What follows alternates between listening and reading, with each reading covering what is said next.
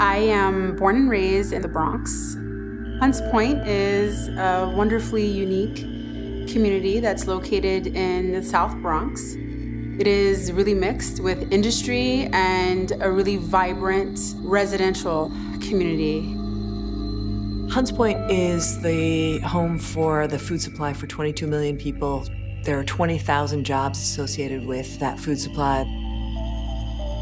The produce market, the meat cooperative, and the Fulton Fish Market. So those are the three main hubs through which all of the fresh food for this whole region pass.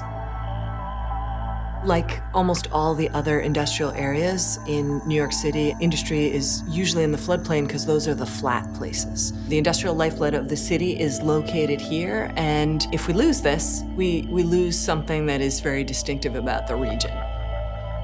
The hurricane didn't hit head-on to Hunts Point. It actually turned to Pennsylvania. So Hunts Point wasn't hit as hard as it could be, but it was a wake-up call for us of what could have happened to our food supply.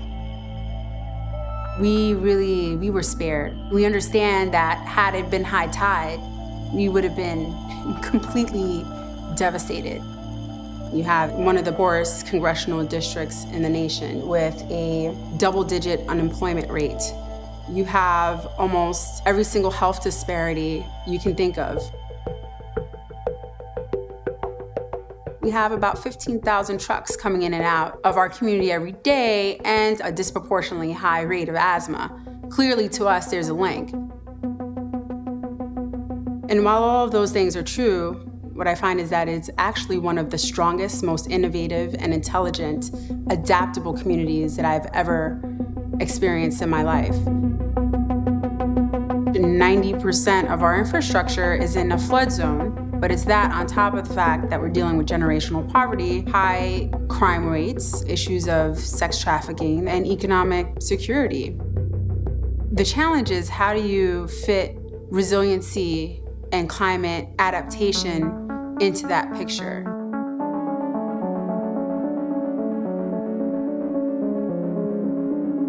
We talked with a lot of people in New York about communities where we would be responding to the plans that they were working on and had been talking about for a long time, and finding ways that design could leverage those plans and recombine them in new ways to produce a fully cooked strategy that was truly community-based. Hunts Point was a place where, everyone is incredibly dynamic, smart, and invested in making the place resilient long term.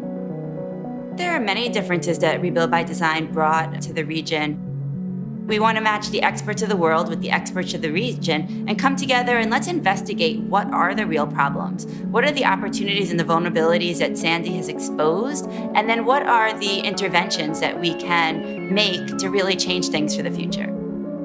There was trepidation on our part for jumping into this process that had already started without us. And for a while, it felt like this process was talking about us without us. As a part of the point, our mission has always been to listen to the residents. It was very critical for Rebuild by Design to engage community in the process because the community holds the expertise, and nothing can be done without that critical partnership.